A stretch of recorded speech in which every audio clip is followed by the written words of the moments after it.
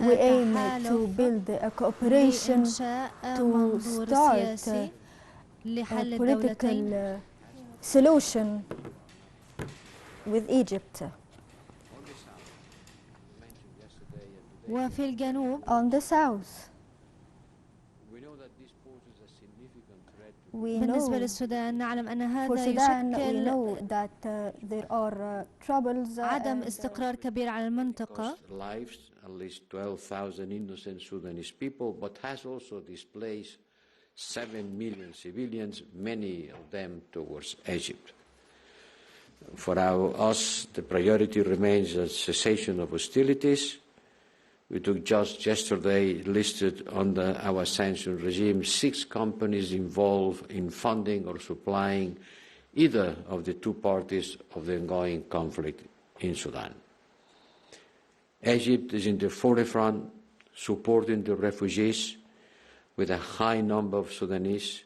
We stand with you and will continue supporting Egypt in facing this challenge, because for us, our partnership is not only about cooperation, but also about solidarity, which is something more than cooperation. And I am looking forward for this continued cooperation and solidarity. Thank you. Thank you. Minister, you have the floor. Minister Shoukry. Well, thank you very much, High Commissioner Borrell, Commissioner Verelli. This has been a quite productive session of the Association Council as we commemorate the 20th anniversary of the Egypt-EU Association Agreement. We have had the opportunity during this Council, first of all, for me to address and be with the Foreign Affairs Council, to continue to discuss our bilateral relations and as well issues related to the conditions in our region and in Europe of mutual interest and concern. And of course, primary among them was the situation in Gaza. We have also discussed this during our consultations. If we are to focus on the bilateral relations and our mutual desire and political will to elevate this relationship to a comprehensive strategic partnership and the subsequent signing of the declaration to initiate this new relationship that elevates our level of cooperation and interdependency. And we highly value the support that we have been receiving from the EU Commission and its member states, and will continue to cooperate actively in all of the areas, the 6 pillars that were defined and that constitutes the full spectrum of the various areas of cooperation, whether political, economic, social, in the field of energy, climate, and all of the other areas of interest that can be beneficial to both of us. We have had extensive deliberations on the conflicts and the situation in the Middle East, as well as in the current status of events in Europe. And we believe that deepening the dialogue on all issues, whether political, economic, or social, the dialogue related to migration, meeting the challenges collectively will enhance our joint ability to deal with those challenges, among them counterterrorism, illegal migration, and dealing with issues of capacity building and educational advancement. Once again, I want to convey my appreciation to you directly, Josep, and to all of our dear friends who have contributed personally in providing the momentum for a more robust and active and impactful relationship with the European Union.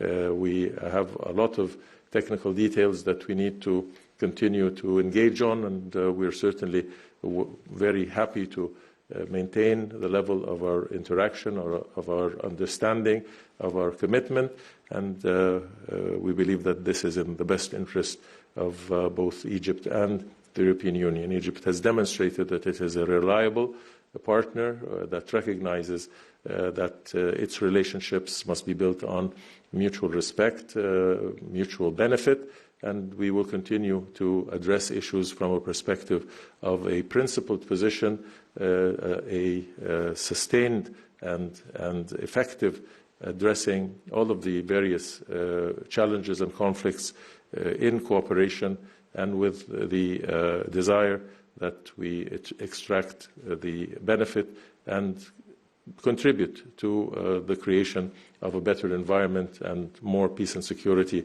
in our both domains, domains that are interconnected and that must continue to develop the relationship at the people-to-people level, and we look forward to continuing this very close collaboration. Thank you. Commissioner, you have the floor. Thank you very much. I also would like to welcome Minister Shoukry here in Brussels. And as you have already heard the two speakers, we are entering, I think, into a golden age of EU-Egypt relations. And I think that Egypt has proved itself to be our long-standing and reliable partner already. A reliable and predictable partner in the region, a region which faces many, many challenges, and this relationship also contains a lot of opportunities. Opportunities that we have discussed, opportunities that we agreed to reap and use and enjoy to the full.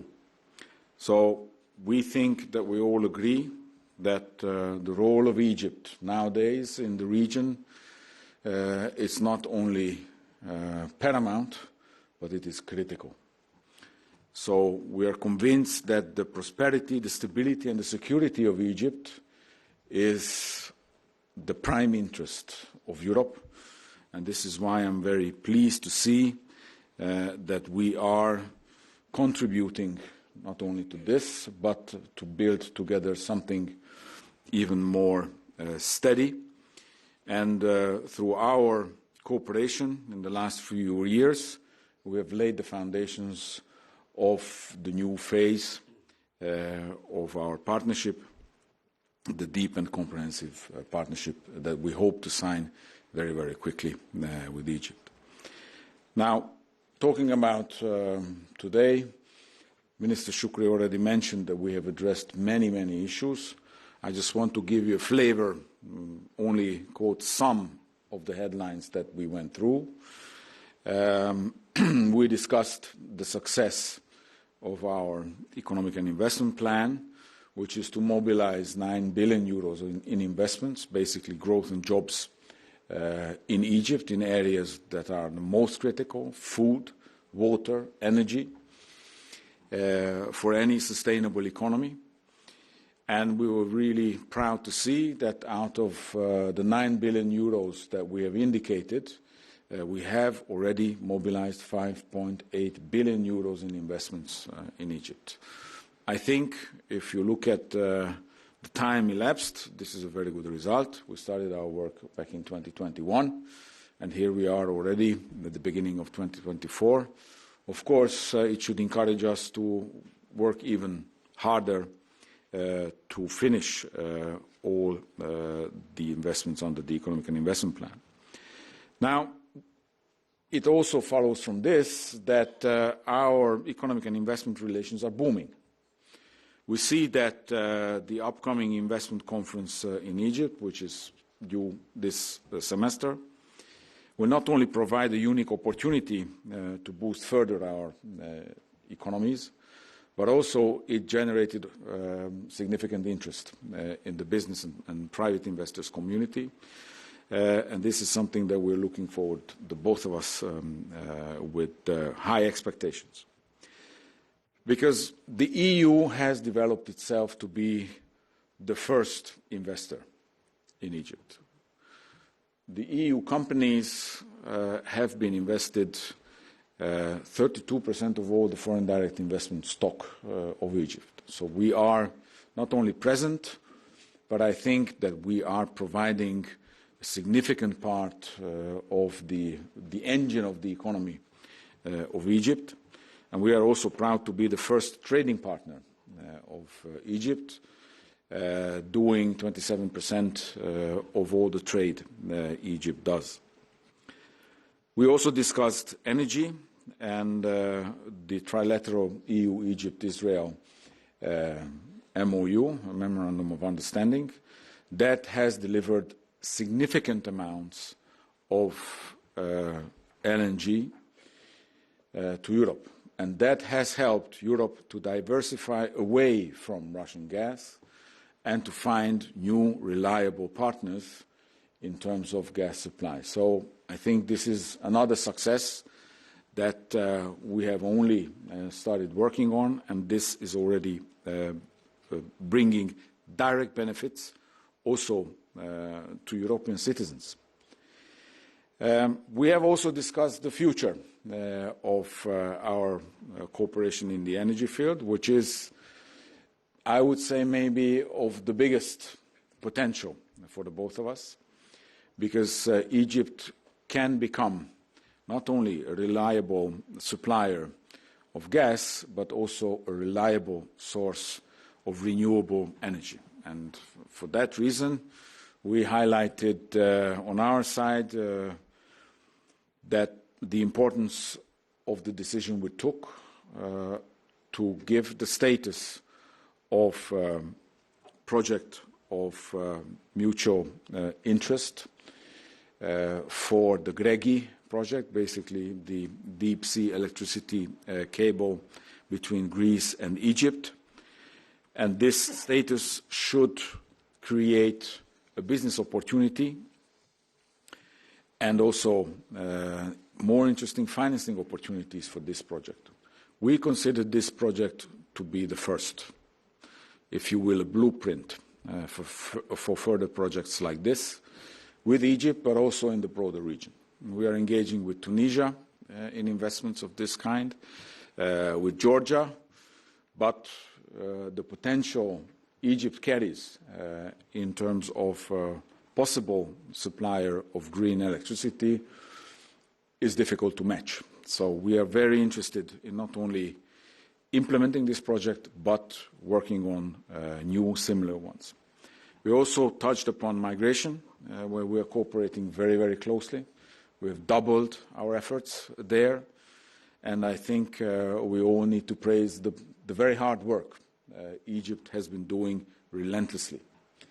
And this hard work has not started yesterday. It's been with us since the Syrian war, and Egypt is a host of a very large refugee community, something only few are talking about, but I hope many more know about this. So we want to help here as well. And I think that what we're working on, be it the protection of borders, be it fighting smugglers, be it hosting refugee communities, is important. And we want to not only continue to work, but we want to increase our support. And therefore, I'm also very happy to see that the first of our biggest investments in border protection, the search and rescue vessels that are on their way from France to Egypt, are already bringing this cooperation to the fore and make it very visible for everyone. So on this basis, these are only the headlines of what we're working on. I think it's easy to see why we need to move to the next level. The next level, which is a privatized relationship between Egypt and the EU, which is a partnership that we would like to create very, very soon. Hopefully next month we should be able to get all the green lights from our member states and move forward to signature, so that we can start the implementation very soon. Of course, this cooperation will be built on pillars, strong pillars of mutual interest. Political relations, economic stability, investments and trade, migration and mobility, security and demography, and human capital, just to name the key sectors where we are working. And I want to reassure Minister Shoukry that we are here for the long haul. We are here to establish this partnership on solid foundations and to accompany Egypt in its biggest challenges, because we also need Egypt to be on our side in our biggest challenges. Thank you. Thank you very much. And now we're going to take a few questions. And I'm going to start with the colleagues coming from Egypt, if you don't mind. And I give the floor to Izzat. And please go to the mic. Thank you. Good afternoon. Izzat Ibrahim, the editor-in-chief of Al Haram Weekly and the Haram Online. First of all, on behalf of the Egyptian press delegation to Brussels, I would like to thank you all. Thank you, Mr. Borrell, for having us today in such a crucial moment for the relationship between Egypt and the EU. As Mr. Commissioner said, this is the beginning of the golden age of the relationship between Egypt and the EU. First, I have two questions to Mr. Borrell. Taking into consideration what you mentioned about the far-reaching impact of the war in Ukraine and Gaza on several economies, including Egypt, could you provide more details about your vision for Egypt as a strategic partner and how this vision has evolved in the EU in the recent couple of years?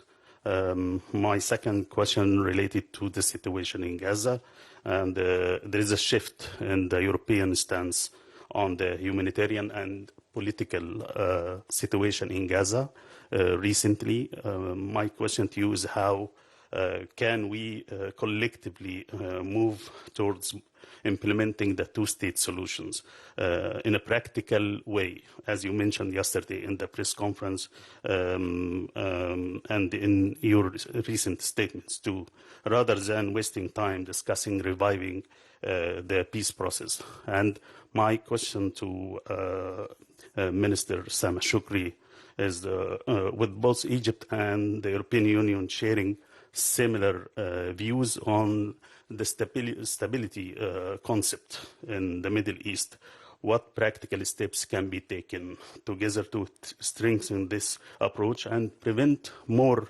deterioration of conflicts in the region? Thank you. Thank you very much. We start by HRVP. If you like, but I'm sure the Minister will have a lot to say about it. Well, on building peace in the Middle East, Egypt is not a strategic partner, it's a strategic actor.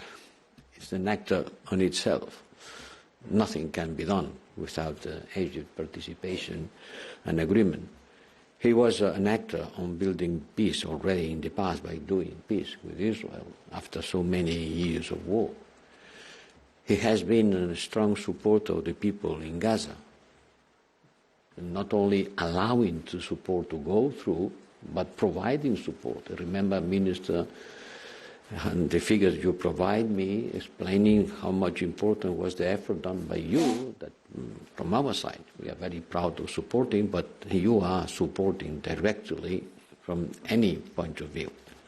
And in any process that one could imagine in order to build peace, Egypt will have to play a strategic role inside the Arab world and the Muslim world and with relation to us. And we start doing that with this discussion yesterday that has to continue. I know that you are working also from your side on the Arab world in order to present ideas that we are ready to share and to work together. And when I'm saying that we have to talk about implementing the two-state solution instead of talking about peace process, because on peace it's easy to agree, at least theoretically, no? Nobody will say that they don't want peace. Well, I heard this morning someone saying that. But normally people want peace. But what kind of a peace? And I think that we have to go, because naming things is the way of progress. You have to name in order to clearly identify your objective. And I think that the European Union member states, all of them, yesterday in our discussion, stated clearly that they consider the two-state solution as the way to make peace. So let's talk about the purpose, the objective, the target, and let's put the political will after.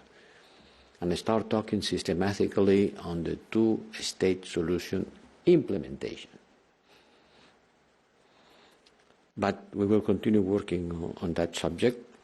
And one thing is clear for me. You can say that in different ways, but one thing is clear. Israel cannot have the veto right to the self-determination of the Palestinian people. Cannot have the veto right. If the United Nations recognizes that it has recognized many times the self-determination right of the Palestinian people, nobody can veto it. Minister Shoukry? Just to respond very directly to the question related to the roles in maintaining and enhancing peace and security in the region, the interconnectivity between both Egypt and the European Union, 27 influential states with wide-ranging interests and responsibilities related to the region, but also the connectivity between the two sides, Egypt and the European Union, I think is recognized that what happens in Egypt and in our region has a direct effect on conditions in Europe, and what happens in Europe equally has an effect on Egypt and its adjoining region, whether it is the Middle East or Africa. And thereby it is through joint efforts that we can work together to maintain peace and stability on the basis of the principles enshrined in the United Nations Charter, in our common values, and to work together in our capacity and abilities to influence situations positively for the sake of peace, for the sake of better lives for the peoples of both Europe and Egypt and the Middle East and Africa, and finding the mechanisms to do so. And I believe that the Association Council and what Commissioner Borrell has elaborated in the various projects in support of the enhancement of Egypt's ability in impacting Egyptian society, in elevating and addressing the economic challenges, the prosperity of the nation, all contribute to maintaining stability and peace in the region. And the same applies to Egypt's role and its collaboration and its coordination with the members of the European Union, with the European Commission, is invaluable to also address the challenges in the various areas that we spoke about. So meeting them together, pooling our resources is a more effective manner to create the environment and the condition that is beneficial to both sides. Thank you. Noureddin, you have the floor.